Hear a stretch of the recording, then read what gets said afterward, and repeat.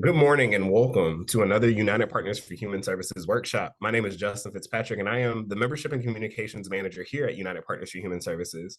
And we are joined by our Director for Strategic Initiatives, LaShawn Gordon, as well as our Admin Coordinator, Jamie Lynn Carter. Our Executive Director, Amber Artanen, cannot be with us today, but definitely sends her regards and welcomes everybody here to this morning's session. We are so excited to have not only one of the very, very great subject matter experts and resources we have here in our community in regards to nonprofits, but a wonderful friend of the sector, Alice Lee Stansberry, the CEO of Stansberry Consulting. A lot of you may know her from her notes on nonprofits column that she does within the Tallahassee Democrat here locally. But without further ado, I'm gonna go ahead and pass off the microphone to our wonderful presenter, Alice Lee Stansberry. Thank you, Justin. I appreciate it. Good morning, everybody. Okay, we're diehards. We're doing strategic planning at 10 o'clock in the morning. Woo, let's go. I'm really glad you're here. And so we're just going to jump in. Justin and Amber and LaShawn, thank you for the invitation. I'm happy to do this. And I have been a proud member of UPHS since its inception.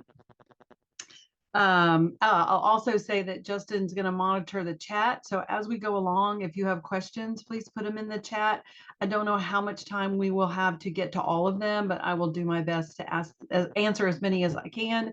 And like I said, this is going to be like speed dating for strategic planning. So we're doing a 1 hour wonder here.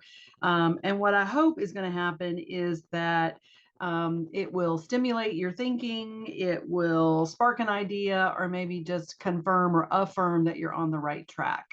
So if you also want to just give me some insights into maybe what the state of your strategic planning is right now, you're welcome to use the chat. I said 2 words. I'll say now, no profanity, please.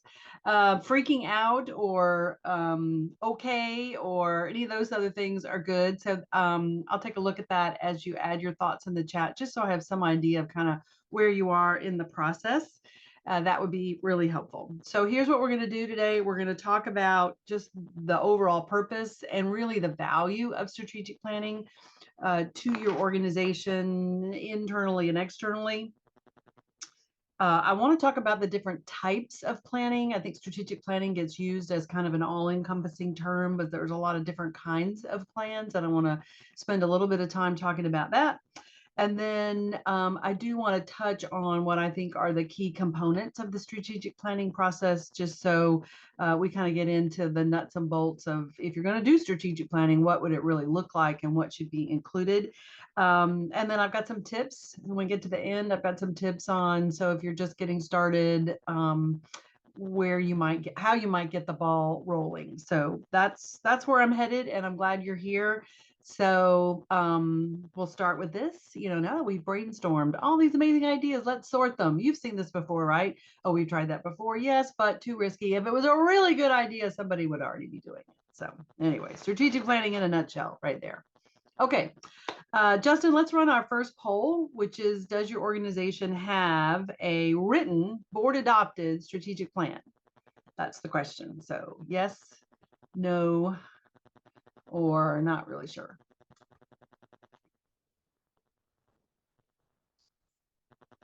Okay, I'm seeing lots of answers. I have 2 screens, so if you see me turning my head, that's why I'm looking at the other screen right now. A lot of people saying yes, that's good. A few people saying no, a couple not sure. Give me another couple of seconds and then we'll close it out. Thank you. See some more responses. Okay, let's wrap it up, Justin. All right, so the majority of you said yes. So 3 cheers for you. You have a written board adopted strategic plan. A couple people said no, and 1 person's not sure. So that's good. The good news is you're all in the right place. So let me just share a little tidbit. About half of nonprofits do not have a written strategic plan. So for those of you that answered yes, you can feel really confident and sassy this morning with your written board adopted strategic plan. Those of you that don't, I guess I'll say you're actually in good company. There's a lot of other nonprofits that do not. So I don't know if it makes you feel better or worse, but what I want to say is I think without a strategic plan or some kind of written plan, you really don't have a roadmap.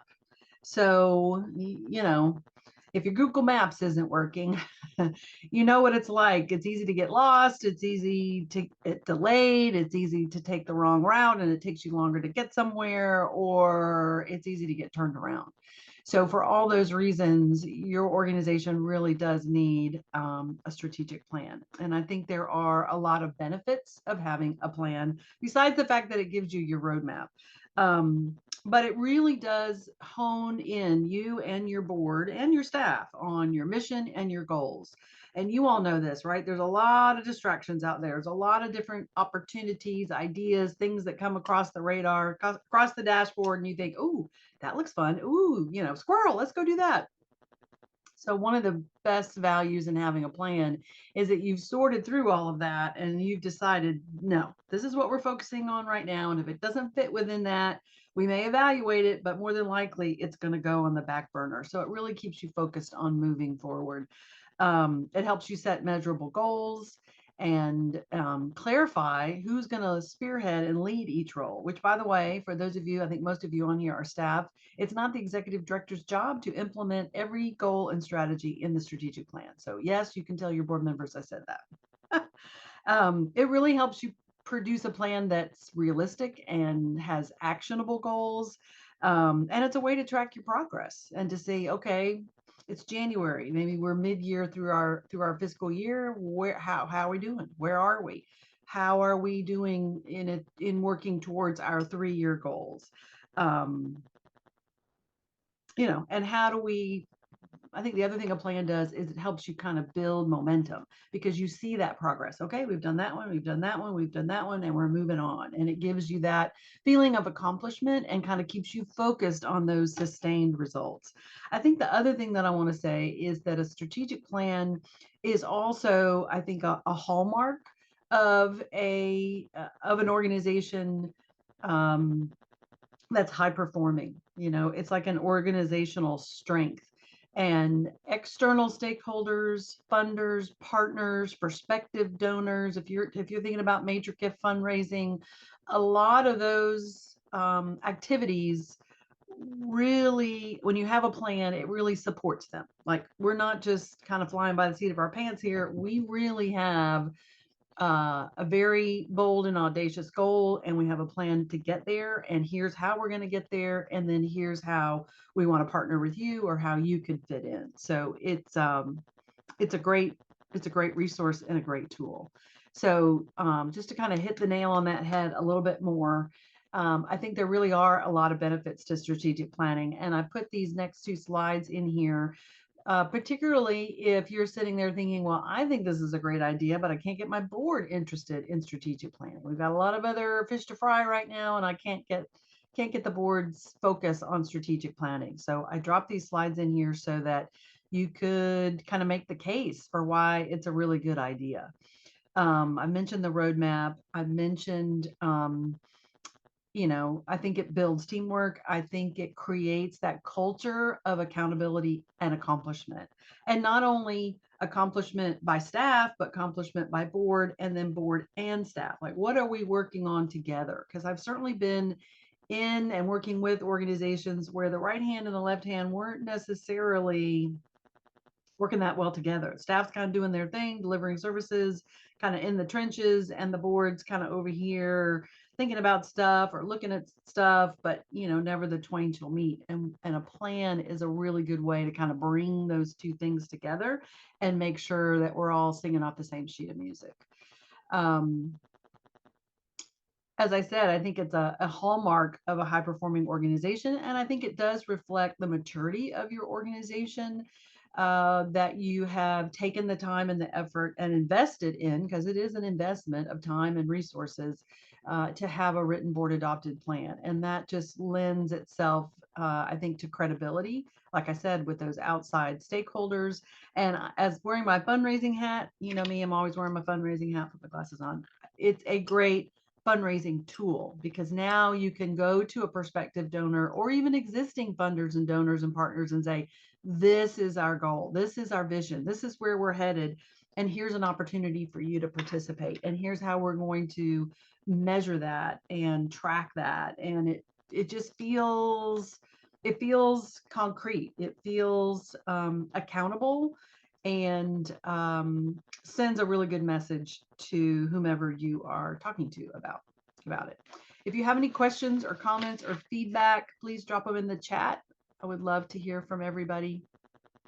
I think the last thing I want to say about this before I move on is that it's a way, having that written plan is a tool for selling, defining and selling your vision in a quantifiable way, which sometimes is what makes it more attractive, more understandable, and more compelling to people outside your organization, when you can say, we've really put our thought into this, and this is the path we've chosen, and here's why. And here are our overarching priority goals and the key strategies we're going to use to accomplish them, and how we're going to measure success. And here's an opportunity for you to invest in this if this is a cause, a project, a program, and a mission that you believe in, or that you or your organization want to support. That's what you would say to folks outside your organization. So it really has a lot of sizzle and a lot of value, which you'll need to remember when you're trudging through the process and say, okay, this is going to be great. This is going to be good, because it can get long, and it can get it's just a lot of effort. It can take a lot of effort. Okay, so I want to talk about the different types of plans. I mentioned this before. So what I've been talking about so far is the strategic plan, right? And the strategic plan really is that in-depth process where, and we're going to talk more about this, but you're looking for, internal analysis and external feedback, and it has those goals and the strategies and very specific measurable outcomes about how you're going to get there. I think most strategic plans, if you Google it, it'll say 3 to 5 years. Most of the plans that I've been working on and that I see other organizations doing are about 3 years. 5 years is pretty far out, and it's really hard to predict in 2024 what 2029 is going to look like. But if you go that far, obviously by the time you get, to 2026 and 2027, you can be amending and updating the plan as you go. So that's the strategic plan. And as I said, I think this term gets used for all types of plans when there really are multiple types. And so the next one is the action plan.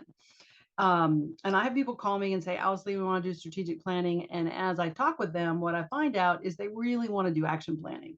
So action planning is saying, you know what, we got a lot of stuff happening. We've been exploring a lot of different things. We just need to build consensus around what our immediate priorities are. Like, how do we decide what we're going to do first, and then next, and then next, over the next, I'll say 12 to 18 months, possibly 2 years. But as I said here, it's like getting the right things done in the right order. And it brings clarity to the staff. It brings clarity to the board, and gets the board and staff, working together on that. A bridge plan, a lot of you may have experienced that during COVID. So a lot of organizations had a plan, a strategic plan that they had adopted in 2019 into 2020. And then COVID hits, and everything looks different. And so a lot of organizations kind of paused their plan and then brought that plan back in 2022 and into 2023. So a lot of organizations are reaching out now, I think, to do new plans after the COVID, the plan that happened during COVID got paused, and then they kind of want to revisit it. So those are the first 3 that I want to talk about. If you have any questions about that, let me know. The next is a tactical plan. So I think of this as more of an ad hoc kind of thing. Like, we've got a special project or a really single focus. We're going to renovate a building. We're going to launch a new program.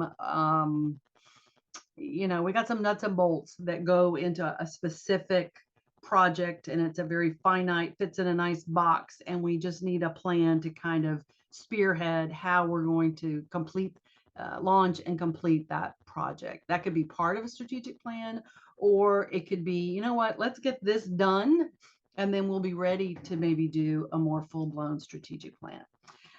Scenario planning, a lot of organizations were doing scenario planning during and after COVID. If this happens, what are we going to do about this? If a recession happens, what would we do? What would our steps look like?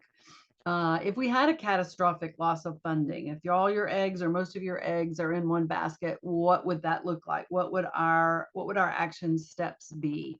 I've had clients do scenario planning based on state elections, national elections, because of how it will impact or could impact their funding. So scenario planning is something you can be doing along and along.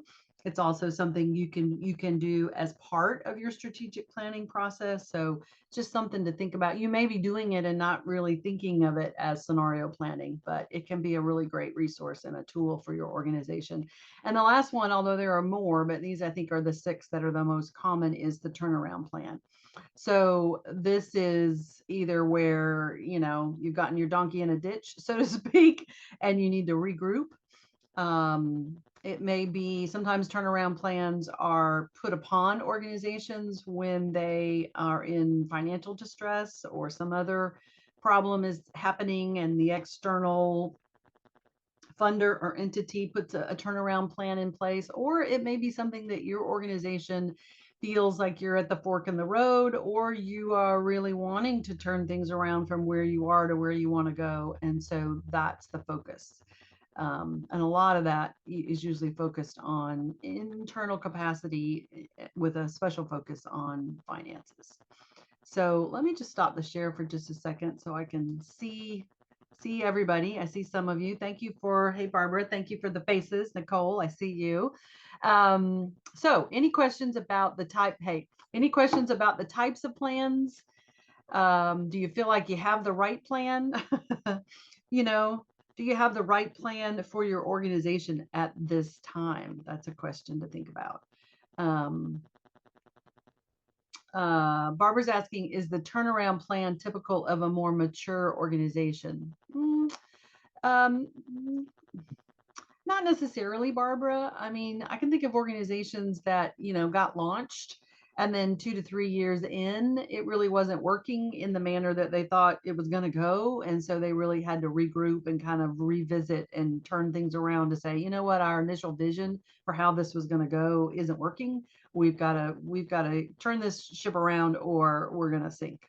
But I do think it is definitely a tool that mature organizations use, especially if things aren't going the way they want it to go.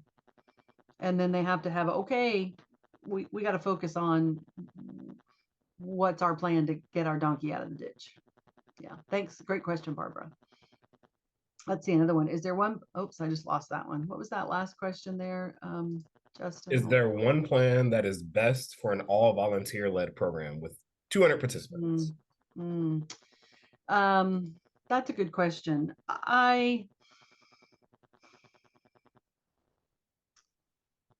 My initial reaction to that is probably an action plan, because I could envision that maybe part of the action plan is to be at a point where you could bring on staff and add staff. It's not to say that a board with no paid staff couldn't do a strategic plan. You absolutely could. The organizations that I've worked with that have been all volunteer, though, I would say their focus was really on action planning. Let's agree that these are our priorities and where we're going to focus. And then the other thing I didn't say earlier is that if that's where you are and you do an action plan and you spend 12 to 18, maybe even 24 months kind of, getting your house in order and taking care of things, it can be a great precursor to a full-blown strategic plan. So it can be a stepping stone. Let's get our ducks in a row and prioritize what needs to be prioritized and get everybody focused on that. And then we may be ready to consider a strategic plan as the next step. Thank you for that. That was a great question. Anybody else? Thank you for the faces. Jamie Lynn, Keith, Barbara, I see you. Meltonia, I see you too. Okay, any other questions? Otherwise, I'm going to go back to my slides.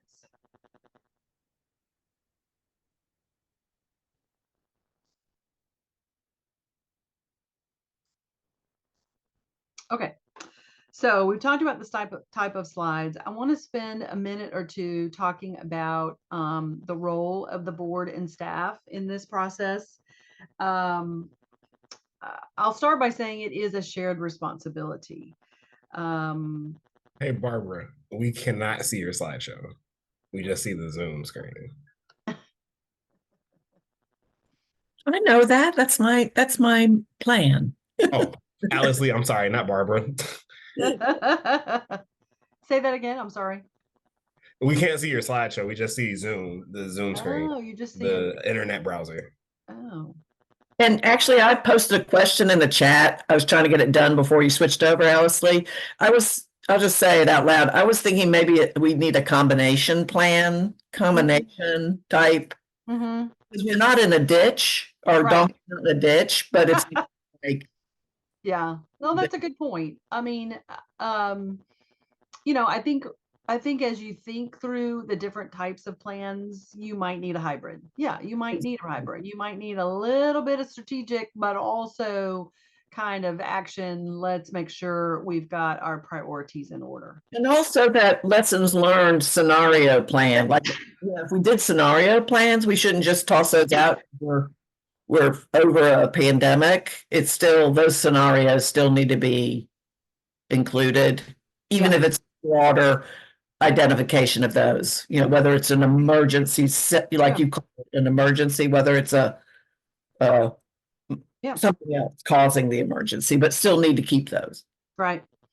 No, I think that's a great idea. And I think scenario planning is a great tool, not just when there's, a crisis, right? It's a what happens if this happens, what would our plan be? If this is the direction this goes, how will that impact us, our organization, the people that we serve, our funding? What would it look like what will it look like when this happens? And are we prepared for that? We can see the fork in the road coming. So what's going to be our plan if we go left or we go right? So yeah, I think it's a great tool, and I would say somewhat of an underutilized one. But I think you make a good point, Barbara, that you may need a hybrid of some of these things. So educating your board about the different types of plans and how to use them can help you and the board together come up with what that hybrid needs to look like. So good thoughts. Okay, so now you can see, hopefully, role of the board and of the ED and the CEO, right? So I do think this is a shared process. And at the same time, I want to say that strategic planning and determining the vision of the organization is clearly a board responsibility. So if you're sitting there thinking, I'm the executive director, CEO, and I'm doing all the strategic planning, and I've written the strategic plan, and I've brought it to the board on a silver platter to get them to approve it, I mean, your trolley's off the track from the get-go, right? Because they're adopting your plan, which is not the same thing as a board developed and board adopted plan that involves and includes the staff's perspective. So your job as an ED is to involve the staff in the process. That may also involve surveying your clients. We'll talk more about this on some future slides, but being a liaison from the staff perspective to people that need to be included in the planning process. And of course, both board and staff should be using the plan to say, of all the things we could be doing right now, the ones we're working on are the things that are in our current plan. And it makes it really really easy and helpful when like I said, some great opportunity comes floating by, and it's tempting to say, ooh, look at that. Ooh, look at that. No, we've agreed this is our priority, and we might evaluate that, but we're going to have criteria for how we're going to evaluate that based on what's already in our plan. So it guides both board and staff work. It Both board and staff are working to identify and grow and cultivate and identify, resources to fund what's in the plan, the activities, the goals that you have. It's a great way to, hold everybody accountable from a staff perspective, but also from the board's perspective, because their job is to be monitoring the plan. How are we doing?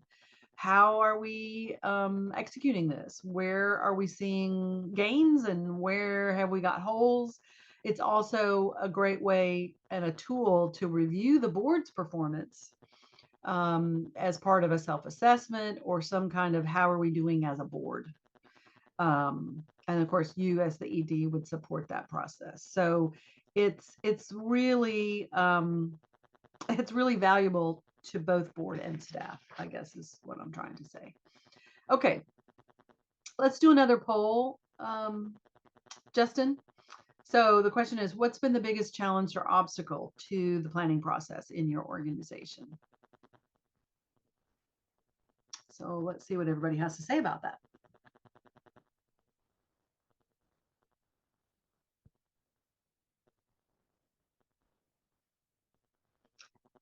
Okay, seeing lots of different answers so far.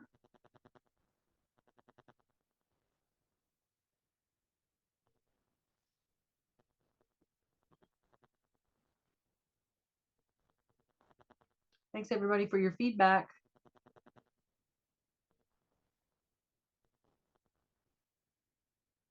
Almost heard from everybody.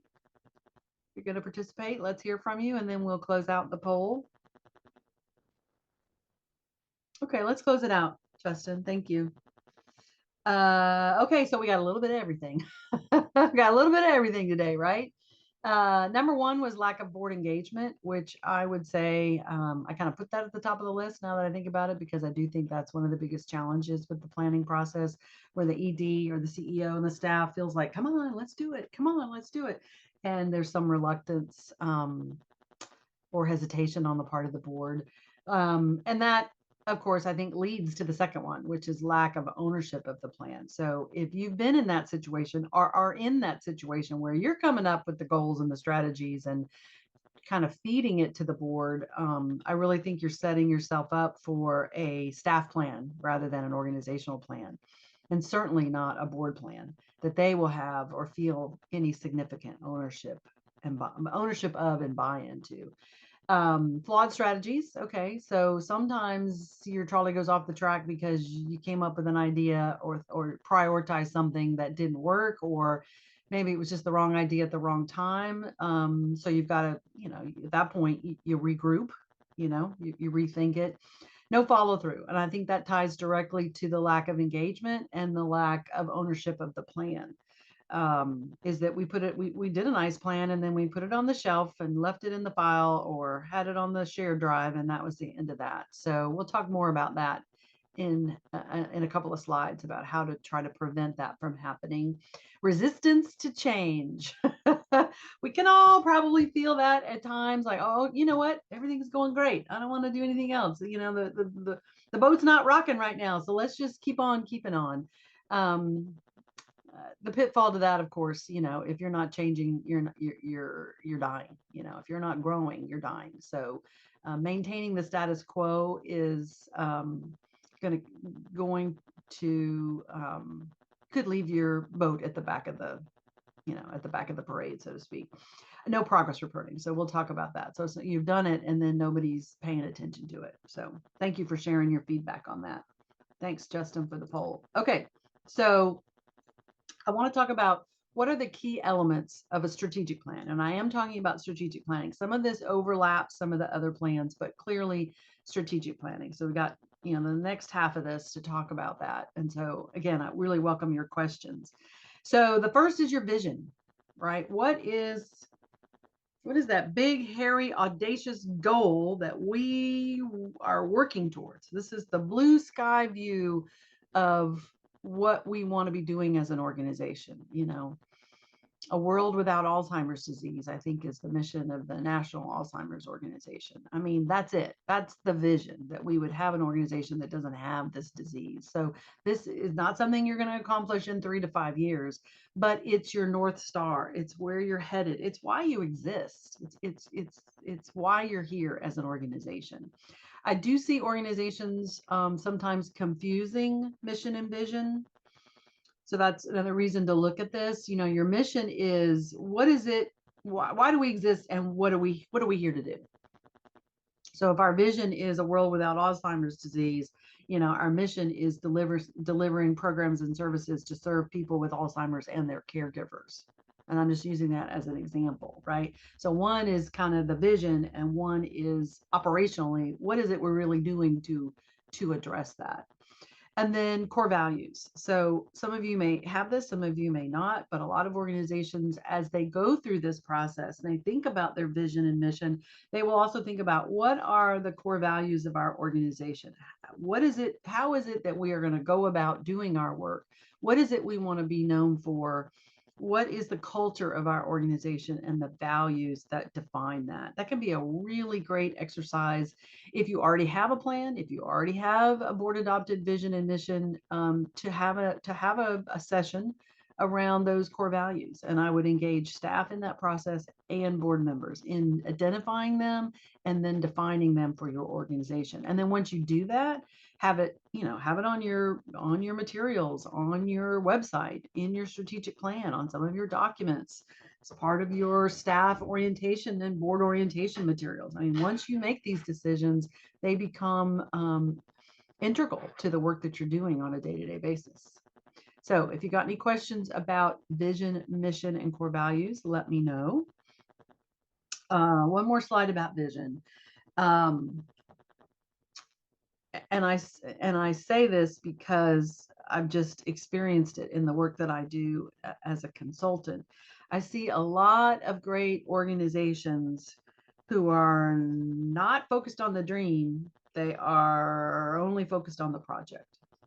And I see it a lot in fundraising. Like what we're selling is the project, $2,500 to do this and $1,000 to do that and $10,000 to deliver this. And yet we want bigger investments and bigger gifts and major gifts. Those things come when you're selling the dream. And that's the vision that I'm talking about. So taking the time to do this and affirming it, it really affects everything. It's why people want to be a part of your organization, either as board, as staff, as volunteers. Why are you here and why does it matter? That's really what vision is all about. Okay.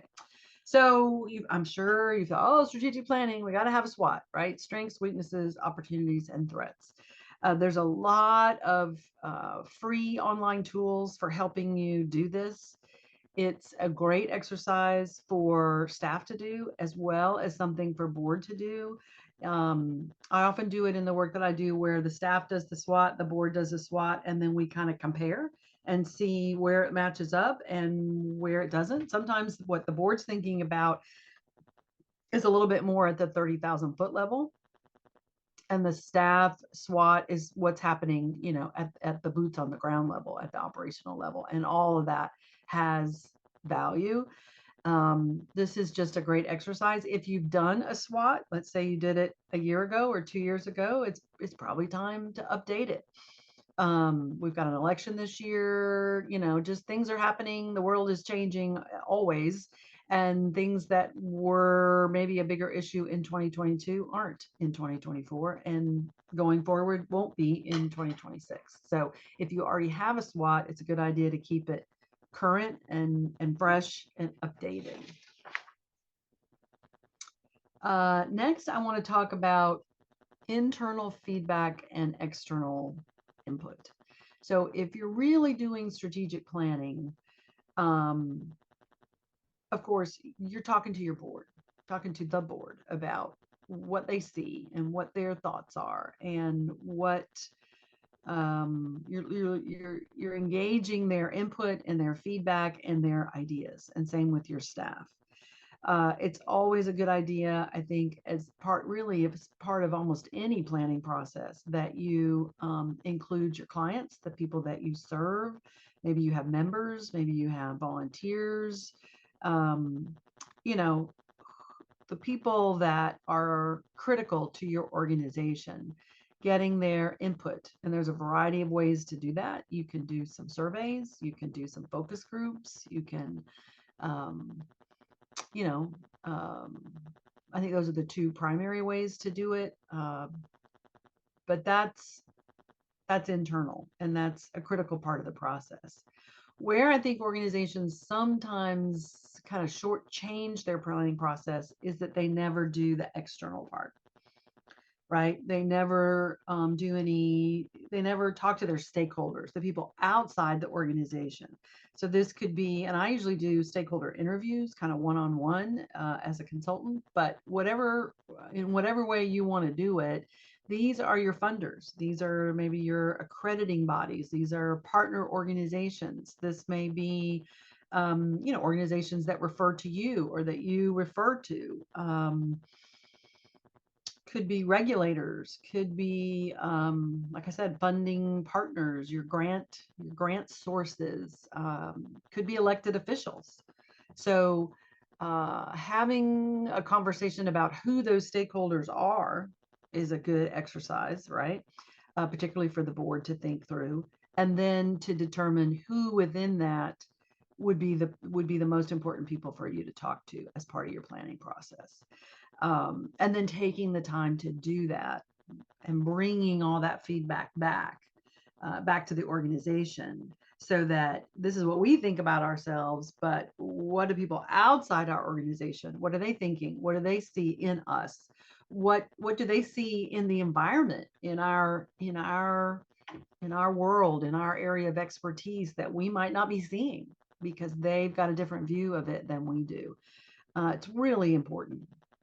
Really important. The next one is the market analysis, and you call it kind of whatever you want to call it. But to me, it's about assessing that external environment. So maybe you say, well, I'm Barbara, I can see your face, so I'm going to use you as an example. So I'm the Holocaust Education Resource Council, and I know there's lots of like organizations like mine all around the state, all around the country. And so a market analysis would include, looking at what they're doing, what's in their strategic plan, what's their mission, vision, and core values, what's happening at the national level in this field and in this focus area. So no matter what your organization is, there's probably other people in other places doing something about it. Where are they in their evolution? What does their plan look like? What are the trends in your industry? So whether you're in Holocaust education, or you're in leadership training, or you're in services for women and girls, education, whatever it is, there are things happening in your subsector, if you will, that are all affecting your organization because you're operating within that environment. So that's what the market analysis is all about. Taking the time to kind of stick your head up out of the hole and say, okay, what's going on around us? What are our peers doing? Or what are our competitors doing? Right? Justin, I see you shaking your head. What are our competitors doing? Because all of that informs your goals and your strategies. Otherwise, if you don't do that, then it's all inside baseball. It's all just what we think in our bubble, and you're not operating in a bubble. You're operating in the big wide world, not just in the nonprofit sector, in the whole wide world, right? So what's happening in our sector, in our community, in our state, in our nation, and how is that impacting positively and negatively your organization and your ability and desire to deliver services? So it's a great exercise, really, really good. And I mentioned focus groups. So this can be, you can bring a group of stakeholders together. You can bring a group of clients together. Just another tool in the toolbox for how you're gathering all this information. And I just want to make sure that I'm emphasizing that the quality of this process and the time and effort that you take to do it directly impacts, I think, the quality of your priority goals. Because otherwise, without doing it, you're kind of coming up with those goals in a vacuum. And that's the difference to me in true strategic planning and, an operational plan. Internal, okay, here's what we're going to do. Here's what I'm working on. Here's what's on the radar. Here's what's on the stove, whatever. That's kind of an operational plan, which once you have a strategic plan, you're going to create an operational plan to support it. But that's not the same thing as having that operational plan without the benefit of all this other information. Any questions about that? Thoughts, feedback? Has anybody done some of this? And what was your experience? I'd love to hear that. Anybody? Okay. Can I share? Can I say something? Is it okay? Sure. Hey, Barbara. Okay, Yeah. so yes, to just piggyback what you said. So in the past, I think 3 weeks, I've been to 2 national conferences with colleagues and with other places all over the country, then to bring back all the information, what we could be doing here. So it's interesting how you just hit on that really great point. Yeah. Thank you for saying that, Barbara. Yeah. Going to your state conference, going to your national conference. If you're a part of a national organization, you're the Boys and Girls Clubs, organizations that have a national headquarters, maybe even a state headquarters, they're probably doing a lot of that work for you, right? So you don't have to do it necessarily, but you need to reach out to those organizations, to those state and national ones, and say, what's on your radar? And what information do you have you can share with us that will be important to our organization and our board as we make decisions about our plan. It's also a good idea to look at the strategic plan of that national organization. I mean, granted, it's going to be at the 50,000 level, probably beyond what you're doing at the local level, but it can be a source of information and sometimes inspiration. Okay, I'm ready to keep rolling. So next components of the plan. So we've done our mission, our vision, our core values. We've done a SWOT analysis.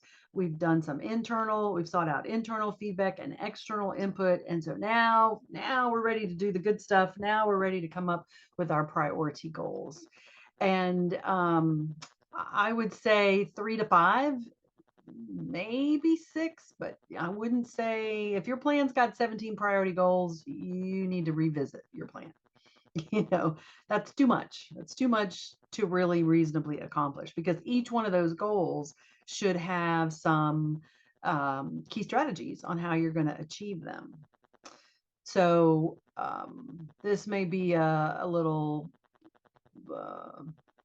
a point where you just go back and look and say, okay, have we really defined and refined our priority goals in a way? I mean, I really encourage clients and colleagues to say, you know what, we can rattle off, these are our 5 priorities. If you can do it on one hand, we're working on this, this, this, this, and this. I mean, it coalesces, what you're really working on, and it makes it easier for you and for board members and volunteers and staff to be talking about it and to be selling it. If it's a 89-page document with 17 priority goals, no wonder there's no follow through or a lack of engagement, because it's just too much. So this is about really refining and focusing what are the overarching priority goals for this organization for the next 3, possibly 5 years. And then what are the 3 or 4, 2, maybe 5 key strategies, the most important things we need to do at this time and over the next 2 or 3 years to address that priority goal. And then the big one, is measurable outcomes or key performance indicators. How are we going to measure that we have accomplished our goal by implementing our strategies? And the formula I always use is from X to Y by when. We're going to grow our referrals from 40% to 60% by 2027. We're going to increase, revenue, philanthropic revenue from $200,000 to $350,000 by 2027. Like, really specific. We're going from X to Y by when, which means you got to know what X is. That's the other thing. You got to know where you are and what those current measures are in order to determine where you want to grow. So I dropped this slide in here about SMART goals, and I know you guys know this: specific, measurable, achievable, realistic, and timely. It can be a wild and crazy idea, but if it's not something you can measure, if it's not something you really have the capacity to implement, then it stays in the wild and crazy idea category and does not become a priority goal. I love wild and crazy ideas. I love big, hairy, audacious goals, but if you can't achieve it and it's not timely for your organization right now, then that big, hairy, audacious goal needs to stay on the back burner. And I know you know this too, but drop this in here. This can be helpful sometimes with board members as well. You know, oftentimes organizations are focused, especially staff, because that's your job, right? Your boots on the ground. You're operating at you're focused on the operational level. You're focused on outputs. You know, how many people did we serve in the soup kitchen this week? That's an output. But in planning and in trying to show progress, you're looking for those outcomes, which is, you know, how by serving soup to 75 people a day, 5 days a week times 52 weeks a year, how did we reduce hunger in the people or the community that we're serving by serving the soup? You know, because our overarching goal is for fewer people to be hungry, right? So the outcome is how did we reduce hunger by serving the soup? So where I see organizations sometimes getting their trolley off the track is that everything that they're talking about are outcomes. I mean, excuse me, are outputs. We served this many people, we delivered this many meals, we packed, you know, 50 backpacks for the kids, and all of those things are things that you're doing and should be doing. But how do they result in an outcome? You know, in a change that your organization is working to accomplish. Questions about that? Let me stop the share so I can see you. Okay, what are you thinking? How's this going? Is this affirming what you already thought? Are you, I see melatonin, thank you for shaking your heads, okay, and smiling. So that's good.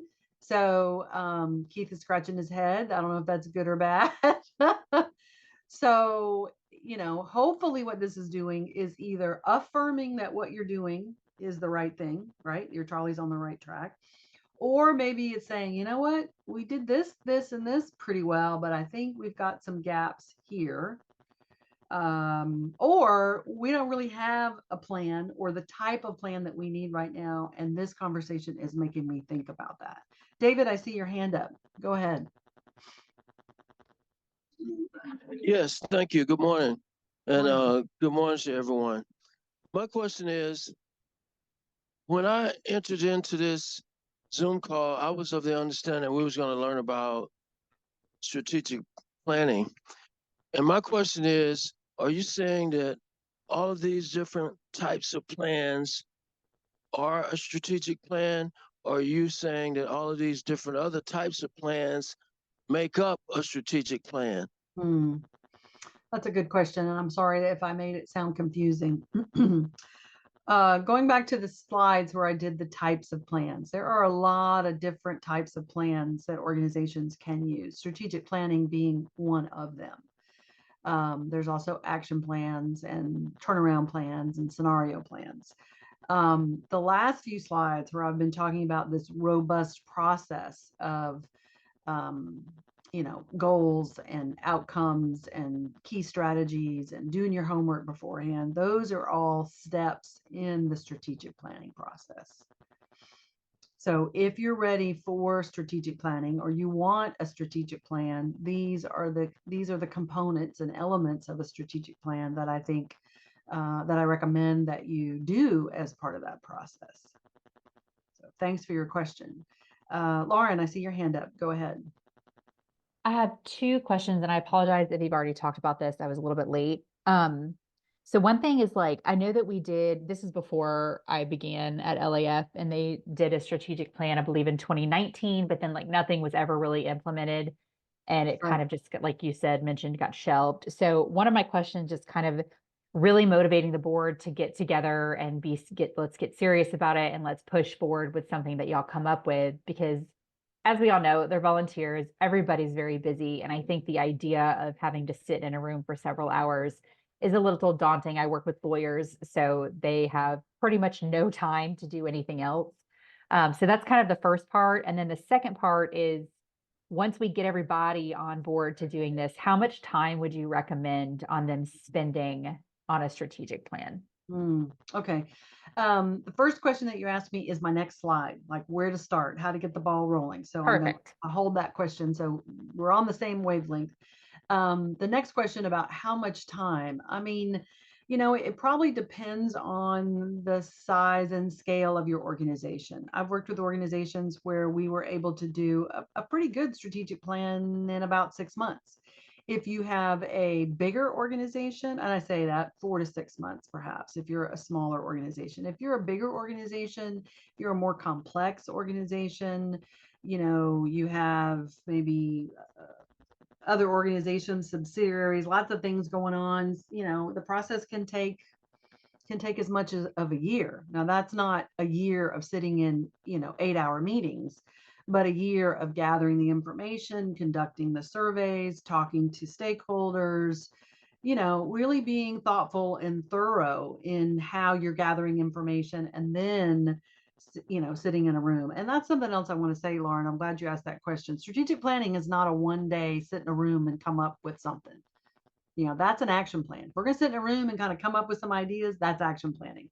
Strategic planning is much more robust than that. It includes all this work done ahead of time. Yes, you need to come together and make some decisions about priority goals and strategies. And maybe that's, you know, 2 different sessions. Maybe that's 2 3 hour somethings. You know, on the one hand, I know board members are busy. On the other hand, you know, they probably have a business plan or some kind of plan for their organization, and this is critically important, and it's a top board priority. And sometimes I think board members are spending too much time on stuff that doesn't really matter and not enough time on the things that really do, and strategic planning is at the top of that list. Yeah. So would you recommend then maybe just beginning with maybe an action plan or something that is like quote unquote more simple? Yes, yes. So one option is to get the ball rolling with an action plan. Look back at that old plan and say, what's still relevant? And let's pull that forward, right? And then look at that. Maybe that's the first way to start. And you could also do that, Lauren, with a task force. Maybe you get you know, the board chair, the incoming board chair, 2 or 3 people, key board members, put a little task force together and have them do that work. Let's look at the old plan. Let's see what's still relevant. Let's bring those things forward, and then bring that to the board at a board meeting and say, here's what still kind of hangs together. Let's talk about, are we ready for a strategic plan? Are we ready to do an action plan? And here's the difference. And use time at the board meeting to have that conversation. Okay. That would be Thank you so much. I appreciate it. Yeah, you're welcome. Okay, let me go back to my slides because we're closing in on it here. Okay, so the question is, you know, where do you start? Where do you start? And my number one recommendation is a board discussion, you know, to spearhead, facilitate, jumpstart a board discussion. So maybe that starts for you, if you're the ED, with a, you know, with a conversation, you know, a coffee meeting or something with the board chair. Here's where I think we are.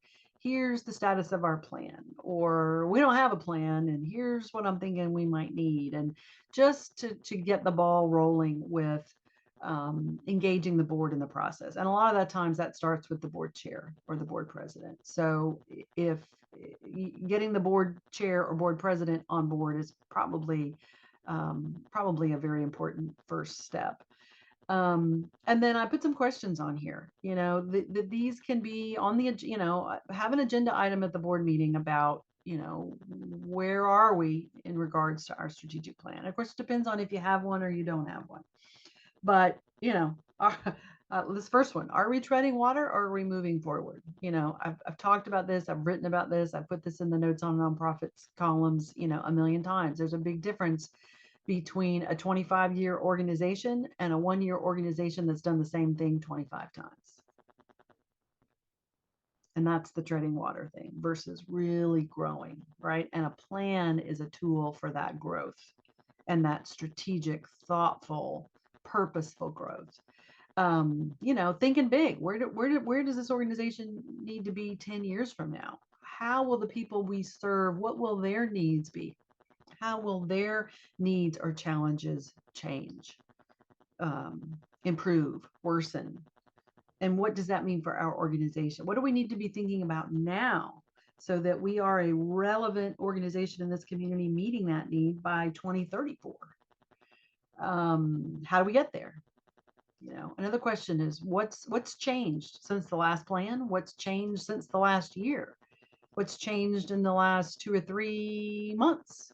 I mean, what's new? Because life is always changing. Communities are changing. Your clients, your families, the people you serve are changing. The environment that you're operating in. So what's changed and how has that impacted our plan? Do we need to pivot based on things that have changed that we thought were going to stay the same or that we didn't anticipate? And again, a question about what are the external forces? So going to those conferences and bringing back a conversation. So Barbara, you just made me think of this. If you go to one of those state or national conferences and you're hearing the leaders in your sector, your subsector, in your field talking about, those changes, that's a great conversation to bring back to your board. Here's what I heard.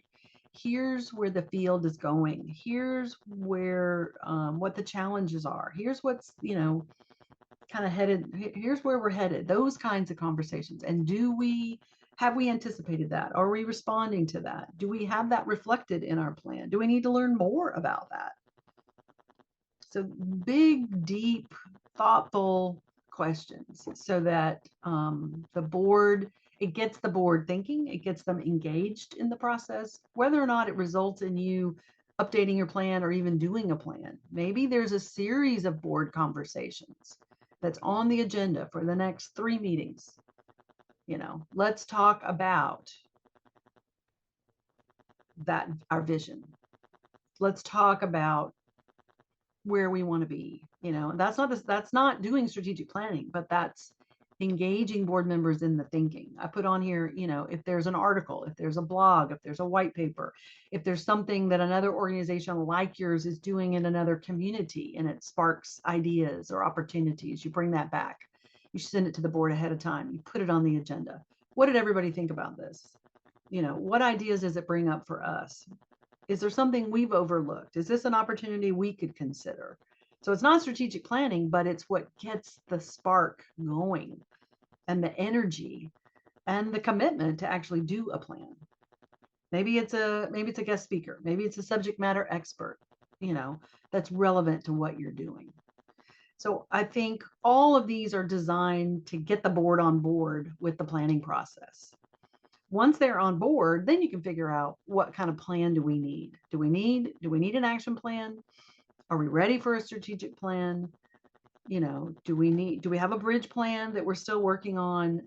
That's the second conversation. The first conversation is, what do we need to be thinking about as an organization in order to accomplish our mission and operate in the environment that we're operating in? So I'm going to come back to this question. I will say there's another slide in here with some additional resources. Bridgeband, Board Source, National Council of Nonprofits, Bloomerang, all 4 trusted sources that I like and go to.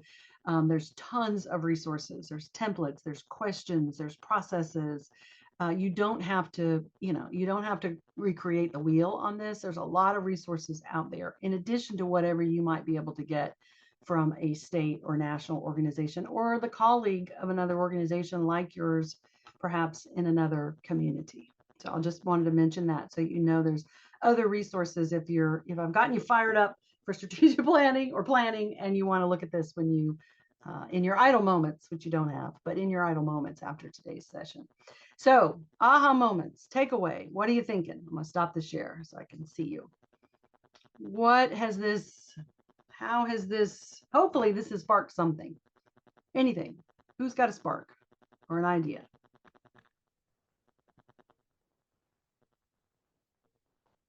You're so busy taking notes, you can't even say anything. Okay, Lauren, I see you came off mute. Go ahead. Well, I mean, I think it's more just, excuse me, right now, just taking it more seriously on my part as well to just kind of get the ball rolling in terms of what we need to do. It's something I've been thinking about since I started here, which was about 1.5 years ago. Yeah. And now that I'm through a full year cycle of being here and understanding how the organization works, familiar with my board of directors, we all work really well together, that right now I have kind of an idea of putting that little buzz in their ear for us to at least start on an action plan, because we have great vision. We're doing really well, but I really am looking forward to some more growth in 2024. So it's been helpful in terms of like, okay, where do I need to start to kind of get the ball rolling? Yeah. Thank you for that, Lauren. Well, and you bring up something else, you know, whether you're newer in your job or you've been there a long time. I know you're busy. I know you've got plenty of things to do. So adding planning to the to-do list can be very overwhelming.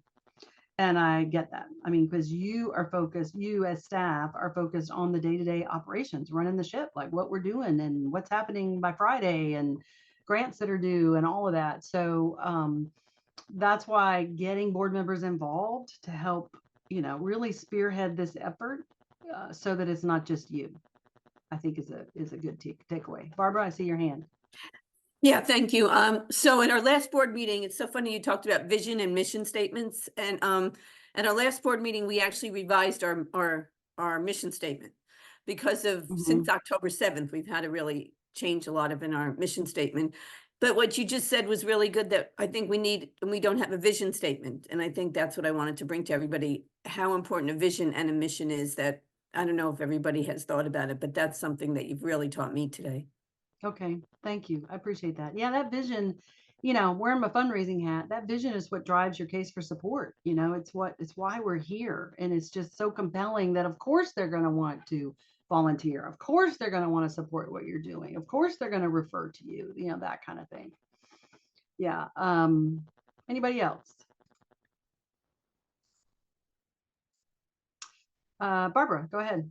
So I liked what you said about having a guest speaker come to do maybe like a testimonial, because I think sometimes the people that are in your strategic planning committee are already a little bit committed and knowledgeable and all the things, but I think it doesn't hurt to bring in somebody from your clients or your members to say, this is what it meant to me, whatever that is. Yeah. And then I put in the chat, did you say that you have a white paper or an article from your past that you could share with us? Like, yeah, that's a good thought. I've definitely done columns, so I can send those links to Justin and LaShawn and the team. Yeah, thank you. because I've definitely done a column on the types of plans, and yeah, I have for sure. So that's a good idea. I'll do that. Barbara. Yeah, you know, I want to say one more thing. I know we're a little bit over time. You're never a prophet in your own land. Sometimes, right? So if you feel like you've been waving the flag for planning or any kind of plan and the flag's not being seen or it's being ignored, then maybe, you know, maybe you pivot and you say, okay, let me bring in somebody else, you know, who can talk about this and see if that kind of creates that spark. Because ultimately your organization will be better, will be stronger, will be more accountable to itself and to its stakeholders and the community and its funders if you have a board adopted plan of some kind that says, this is where we're headed, these are our priorities, and here's how we're going to measure success. It is definitely a sign of a stronger, more high performing, more mature organization. I just really want to encourage you, if this needs to be on your radar for 2024, that hopefully today is that spark, you know, to get it on there, and again, there's resources, additional resources. I'll send the links. If you have follow-up questions, I'm happy to answer them. And the last thing I want to say is, and this is always what I say when it comes to strategic planning, you know, a dream is just a dream. A goal is a dream with a plan and a deadline. And that's really what we're talking about. So thanks everybody. And thanks to UPHS for inviting me. And hopefully we've gotten you fired up for strategic planning.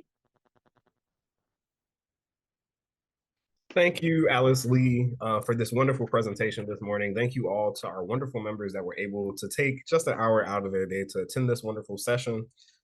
We thank you all again for just taking the time out to get 1% better, whether it's retooling or sitting down and really taking some time to strategically plan for your organization moving forward for the future.